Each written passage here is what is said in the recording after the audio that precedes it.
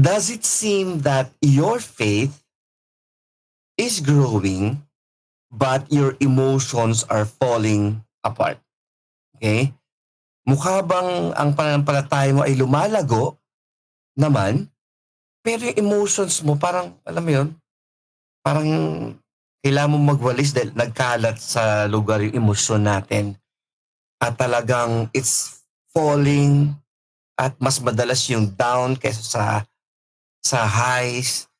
Alam niyo yung tanong na ito, kung i-consider niyo pong mabuti ang tanong na yan, especially kung active ka naman sa faith mo, active ka sa church, pero why do I feel this negative emotions mas madalas kaysa positive emotions?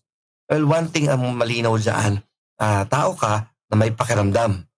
Pero in this session, gusto kong maging maliwanag sa atin yung tatlong bagay para masagot yung tanong na ito. Okay? It's this. Yung tinatawag na spirituality, emotional health, and emotional maturity. Okay? Nga ilan sa inyo ang talagang familiar sa mga words na yan. Okay? Madalas yung marinig, di ba? Pero ano ba talaga ang meaning ng mga iyan? No? Pag spirituality ba yan ba yung lagi ka may hawak ng Bible? O ano ba? Emotional health, same as mental health ba yan? Emotional maturity, pag mas matanda ka na ba, emotionally mature ka na? So, let's answer those questions. Una, ang emotional o ang spirituality is your spiritual state in the spirit or with the spirit. So, this talks about yung iyong pananampalataya and how you practice your faith. Diba? Kasi pag sinabing spirituality, it's a spiritual state. Kung papaano mo na ipapractice yung pinaniniwalaan mo. That's spirituality. Okay? Pangalawa, yung emotional health. What is emotional health? Emotions as connected to your physical body. Diba? Ang pag sinabing emotional health, kung ano ang nararamdaman mo emotionally, yun yung natatranslate sa iyong pakiramdam physically. Halimbawa, pag nai-stress ka o nagkakaroon ka ng mga frustrations or whatever negative feelings, sumasakit yung sikmura mo. Para kang nagkakaroon ng acid reflux or something, no? Pangangasim sa sikmura. So, yun yung emotional health mo. How is it connected to your physical feelings o physical na pakiramdam? Emotional maturity, yan, ito iba naman to. Emotional maturity is the fruit of the Holy Spirit in your life. Okay? Pinaiksing definition, pag sinabi natin ano na ang emotional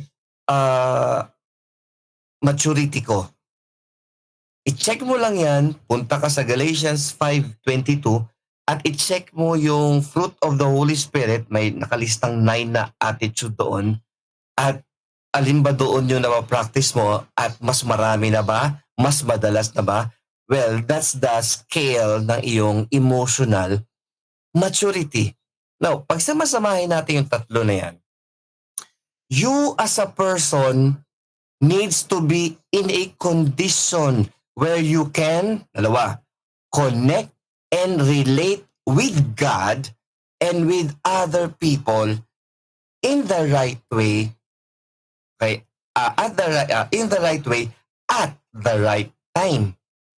So, yung tatlo na yan, marami pang iba, pero yung tatlo muna na yan, pag samasamahin mo, yan yung condition mo as a human being, kung paano ka makikipag-relate sa paligid mo, sa sarili mo, at sa Diyos. Now, given yung katotohanan na to, let's take yung sample ni Kathleen. So dahil sa kanyang spirituality na umaangat, na mataas naman, before siya pumasok ng ospital, meron siya mga spiritual practices na na-tame yung kanyang negative na emotions. So yung emotional health niya, in a sense ay nagkaroon ng effect sa kanyang physical. Nung pinatulan niya yung negative na emotions niya, na-stress siya. Pero habang na-stress siya, umangat yung spirituality niya. At therefore, nakikitungo siya ng tama even sa nurse at sa mga doktor na na-stress siya dahil sa mga, alam mo na, and then pag uwi niya sa bahay, pero she still continues in that. So, that's you. That's me. That's us bilang tao. At natural sa atin na maranasan yung mga bagay-bagay na ito. Kasi tao ka eh. Pero what's good, kung babalik tayo sa spirituality, if you have this relationship with the Lord, kung meron kang healthy spiritual habits, like reading the Bible, attending church, pag-share ng faith mo, may prayer ka, may worship ka, pag may times na ikaw ay pwedeng emotionally unhealthy, may meron kang paghuhugutan from your spirituality na magagamit mo sa time ng difficulty na yun. At ang emotional maturity mo ngayon ay magkakaroon ng increase dahil yung fruits of the Holy Spirit like love, joy, peace ay mararanasan mo in good or bad times. Gets niyo ako mga kapatid? So, ano ang nagiging problem? Bakit may struggle tayo na ganito? No, it's this. It's the issue of sin.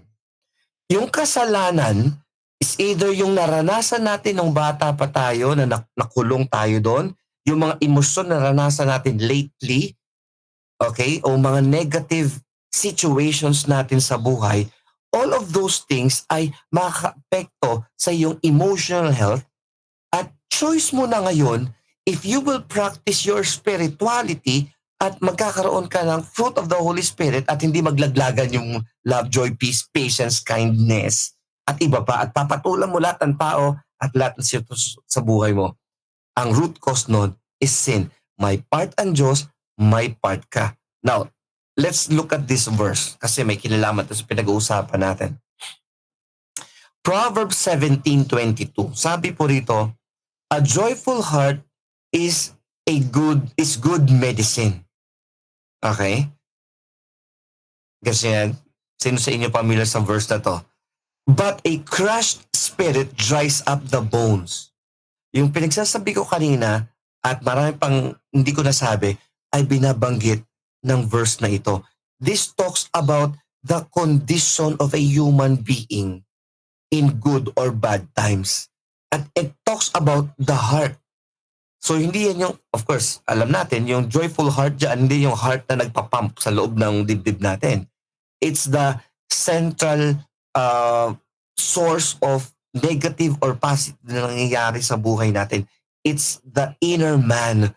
Kapag ang puso natin, kapag tayo sa kalooban natin ay may joyfulness, may joy, kahit na may struggle sa labas, yung joyfulness inside mo will change the atmosphere outside. Kaya it's good mga kapatid na maglaan ka lagi ng oras sa iyong spirituality at i-practice mo whatever your spirituality is, especially kung biblical spirituality yan. Kasi in bad times, dun ka huhugot ng iyong lakas. At dun manggagaling yung lakas mo. Kung gaano ka kalapit sa Panginoon, before a bad situation, that will be your glue para hindi ka totally mag-give up as a person. Pero kung papabayaan mo ang spirituality mo, kapatid, at mag-focus ka lang sa hayahay na buhay, saya ng buhay ko ngayon, wala akong time kay Lord ngayon, at ako'y maglalamierda lang, gala dito, gala doon, shopping dito, shopping doon, party dito, party doon. Pag dumating yung bad time sa buhay mo, you will give up. At hindi ko mapigilan hindi ma-mention ang story ni Miss Eman Atienza na napag-alaman ko doon sa stories at sa mga write-ups at sa mga last few messages niya sa kanyang, I don't know, Instagram ba yun? Na she tried to fight yung downhill slide niya emotionally. yung emotional health niya na nakaka-apekto sa kanyang physical body, na to the point na kung totoo man yung sinasabi nila, pinatay niya ang sarili niya, di ba? Whatever the cause ng kanyang death, it affected, naka-affect ang kanyang emotional health, or in other terms ay mental health niya. Down siya at pababa siya ng pababa until nangyari sa kanya yung nangyari sa kanya. And we were sad at marami mga tagahanga niya ang nalungkot at iba pa. Pero hindi nangyari yon. Ito, tandaan niyo mga kapatid. Listen very carefully. Hindi nangyari yon overnight. Okay? Hindi nangyari yon overnight lang. And at yung nangyari na yon is something na paalala sa atin na maybe on the outside, people are looking good. Pero on the inside, may battle. Ibalik natin yung question ko dito na, yung unang tanong ko, this one, does it seem that your faith is growing? Okay naman ako. Okay? Assume natin, growing naman ang faith ko. Mas madalas na ako umaten ngayon. Mas nag-pray na ako ngayon. Pero ang emotions ko is falling apart. Diyan papasok, katulad na sinasabi ko sa inyo kanina pa, yung spirituality mo. Okay? That's why hindi maitanggi even ng mga sino mang psychologist ngayon na may kinalaman ang spirituality on how a person handles her or his mental health. Diba? At one sign doon, mga kapatid, let's be open na kamustahin tayo. At pag kinamusta tayo ng mga tao, wag na tayo sumagot ng okay lang. Okay? Kung malungkot ka, sabihin mo, hindi ako masaya ngayon. Diba? So, tuloy tayo. Tingnan nyo naman yung kasunod na to, mga kapatid. Okay? Tama ba? Yeah, tama. Tingnan nyo. Faith is not a coping mechanism. At hindi siya parang gamot kapag ikaw ay may problema. Okay? Hindi siya coping mechanism. Faith is an attitude of the heart. Faith involves attitudes and spiritual habits that connects you to your identity. Hindi siya gamot ang faith. Okay? Faith is the substance of things we hope for and the evidence of things that we do not see. Sabi ng Hebrews 11:1, sorry. Diba? So, hindi sa coping mechanism. At ang spirituality mo, kailangan mong palakasin kasi kung dumating man ang good and bad times, hindi ka mawala. Sa iba, hindi bad times ang dumating, good times. Pero dahil ang spirituality is not that high, yung good times naging daan para mawala naman siya sa Lord or makaligtaan niya ang Panginoon. Continue pa tayo. So, what is Jesus' model of health? Ito ang model ni Lord when it comes sa health. Tingnan nyo ha. Jesus' model of health is the healing of the body, soul, spirit, and the redeeming of souls. Kapag gusto mong sukatin, anong pananaw ng Diyos, ng Bible, ng tinatawag na health? Okay? Overall health. Okay? Hindi lang mental health. Kasi mental health is a psychological term na tumutukoy sa maraming bagay about mental health. Okay? May mental illness, may mental disorders, okay? May tinatawag na mental health na awareness. So lahat ng yon is under those things.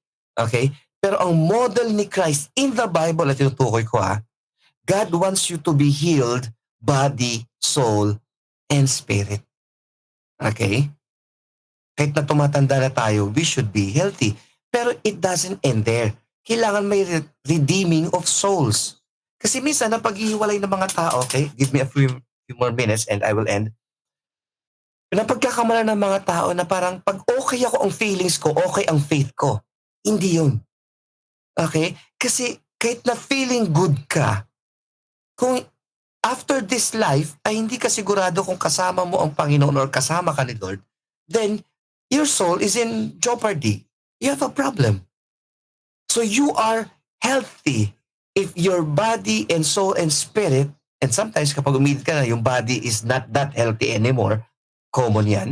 Okay, pag umidad ka na. Pero yung soul and spirit mo, they are flourishing. Then, that's not an end in itself, pero magandang sign siya.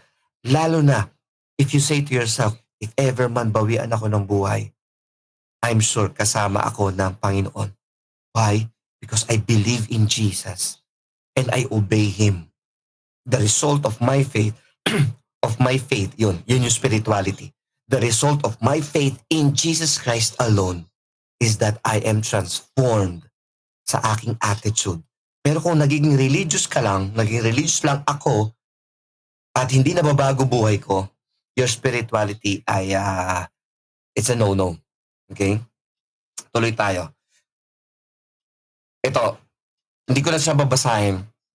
Pero ang sinabi lang dyan, nung nagtanong si John the Baptist through his disciples, tanungin nyo si Jesus Christ kung siya na ba talaga ito o mag-aantay pa tayo ng iba pa na magliligtas sa atin.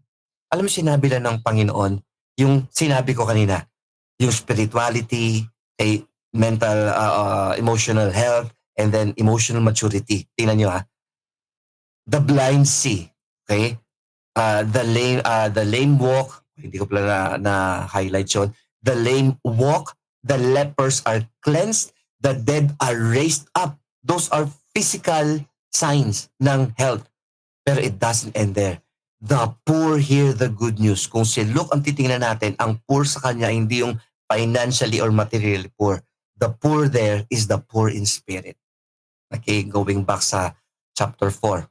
So, makikita natin dito mga kapatid na mahalaga sa Panginoon ang yung health, body, soul, and spirit, and even yung health natin, kung paano natin tinitingnan ang buhay, that's spirituality. So, again, going back doon sa question mga kapatid, does it seem that your faith is growing but your emotions are falling apart? We should answer this. It depends on your spirituality, your emotional health, and your emotional maturity. May laban ka sa buhay kung ang spirituality mo ay lumalago. That's another topic.